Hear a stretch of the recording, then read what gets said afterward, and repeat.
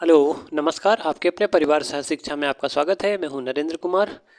हमको पढ़ना है आज रूल्स ऑफ एडजेक्टिव्स। विशेषण के नियमों के बारे में पढ़ना है कि किसी भी एडजेक्टिव को हम किसी सेंटेंस में किस प्रकार से प्रयोग करते हैं। जैसे अभी आपका ये हो गया एल्डर और ओल्डर। क्या है एल्डर और ओल्डर? इनका प्रयोग हम कहाँ करते हैं? हाँ, एल्डर माने भी बड़ा होता है, ओल्डर माने भी बड़ा होता है। उम्र में एल्डर माने भी बड़ा होता है और ओल्डर माने भी बड़ा होता है। तो डिफरेंस कहाँ पे है? एल्डर और ओल्डर में डिफरेंस कहाँ पे है? जैसा कि देखो, my brother Ramesh is elder to me, यहाँ पे हमने लिखा है। दूसरे में क्या लिखा? I am older than my friend Vikas. तो भाई दोनों बड़े हैं, तो दोनों के लिए हमको या तो ओल्डर रखना चाहिए था या तो एल्डर रखना चाहिए था। अलग अलग काहे रखा है हमने? तो उसके पीछे एक रीज़न है। क्या रीज़न है? कि एल्डर का प्रयोग, हम एल्डर का प्रयोग अपने फैमिली मेंबर्स के लिए करते हैं जो हमसे बड़े हों।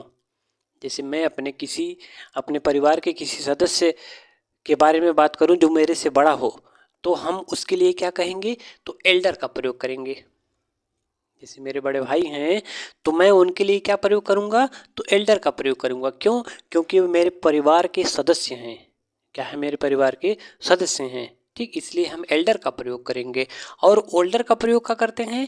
तो एल्डर का प्रयोग परिवार के सदस्य जो नहीं हैं और वो हमसे उम्र में बड़े हैं, उनके लिए हम ओल्डर का प्रयोग करते हैं। उम्मीद करते हैं आपको समझ में आया होगा। फिर बताते हैं कि एल्डर का प्रयोग हम अपने से जो बड़े हैं, हमसे जो बड़े हैं और वो हमारे परिवार के हैं, उनके लिए एल्डर का प्रयोग करते हैं।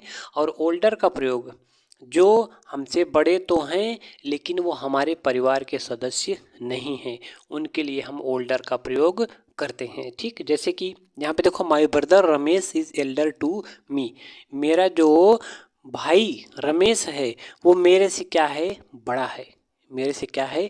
बड़ा है। इसलिए यहाँ पे एल्डर लगाया है। क्यों? क्योंकि यहाँ पे माय ब्रदर रमेश है कि मेरा भाई है रमेश। हालांकि अगर मैं ब्रदर ना लिखूं और यहाँ पे केवल एल्डर लिखूं, फिर भी ये मतलब निकलेगा कि रमेश का और मेरा कोई न कोई क्या पारिवारिक संबंध है। क्या है? कैसा? पारिवारिक संबंध है। हालांकि यहाँ पे ब्रदर लिख दिया है तो इसका मतलब ये क्लियर हो गया कि मेरा और रमेश का कैसा संबंध है? तो भाई का संबंध है। कैसा? भाई का संबंध है। और अगर ब्रदर हम ना लिखें, केवल इतना लिख दें हाँ सॉरी, ऐसा इतना लिख दें, Ramesh is elder to me, केवल इतना लिख दें, Ramesh is elder to me, केवल इतना लिख दें, तो फिर भी इसका मतलब ये निकलेगा कि रमेश और मेरे बीच में कोई न कोई पारिवारिक संबंध है। ठीक, दूसरा है I am older than my friend Vikas. मैं अपने दोस्त विकास से क्या हूँ? ओल्डर हूँ। क्या हूँ? ओल्डर हूँ। ठीक, यहाँ पे फ्रेंड लिख दिया है तो इसका मतलब, हालांकि फ्रेंड तो आपका घर का परिवार का सदस्य भी हो सकता है, लेकिन यहाँ पे फ्रेंड विकास, ये ओल्डर लग गया। इसका मतलब क्या है कि ये विकास दूसरे किसी परिवार से बिलोंग करता है और मैं किसी दूसरे परिवार से बिलोंग करता हूँ। मतलब इसका परिवार अलग है और मेरा परिवार क्या है? अलग है। उम्मीद करते हैं आपको ये जो हमने बताया वो अच्छी तरीके से समझ में आया होगा। तो एडजेक्टिव के दूसरे नियम के ऊपर चलते हैं, बात करते हैं। दूसरा नियम इसी में छिपा है। दूसरा नियम इसी में छिपा है कि my brother Ramesh is elder to me. हम यहाँ पे कंपेयर करने के लिए, कंपैरिजन के लिए क्या लिखे हैं? तो यहाँ पे टू लिखे हैं। क्या लिखे हैं? टू लिखे हैं। कंपैरिजन के लिए किसके किसके बीच में? मेरे ब्रदर रमेश और मेरे बीच में। मेरे ब्रदर रमेश और मेरे बीच में कंपैरिजन के लिए हमने किसका प्रयोग किया है? तो टू का प्रयोग किया है। किसका प्रयोग किया है? टू का प्रयोग किया है। जबकि यहाँ पे देन का प्रयोग किया। किसका प्रयोग किया है? देन का प्रयोग किया है। क्यों किया है? ऐसा हमने क्यों किया है? तो इसीलिए किया है कि ये नियम होता है। क्या नियम होता है? कि हमेशा एल्डर के बाद में कंपेयर करने के लिए टू का प्रयोग होता है, जबकि ओल्डर के बाद में कंपेयर करने के लिए देन का प्रयोग होता है।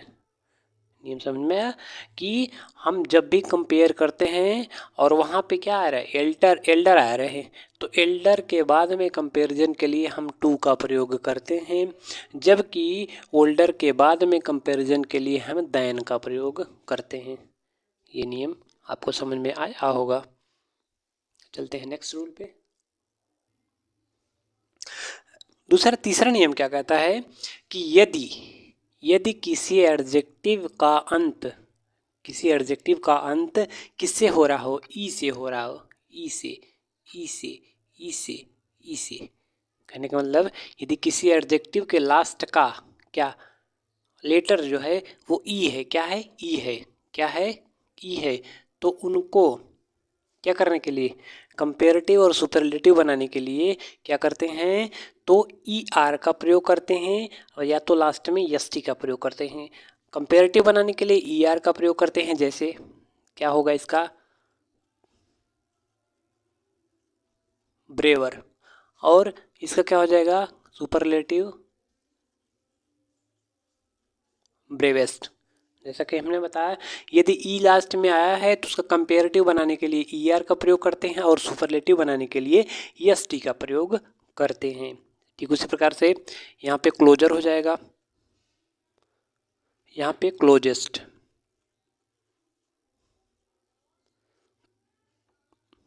यहाँ पे फाइनर, यहाँ पे फाइनेस्ट, यहाँ पे लार्जर, यहाँ पे लार्जेस्ट, यहाँ पे वाइटर, यहाँ पे वाइटेस्ट। ठीक, कहने का मतलब फिर एक बार बताते हैं, यदि किसी भी एडजेक्टिव का लास्ट का लेटर ई हो तो उसका कंपेरेटिव बनाने के लिए हम ई आर का प्रयोग करते हैं और उसका सुपरलेटिव बनाने के लिए एस टी का प्रयोग करते हैं, जैसा कि इन सब में हमने किया है।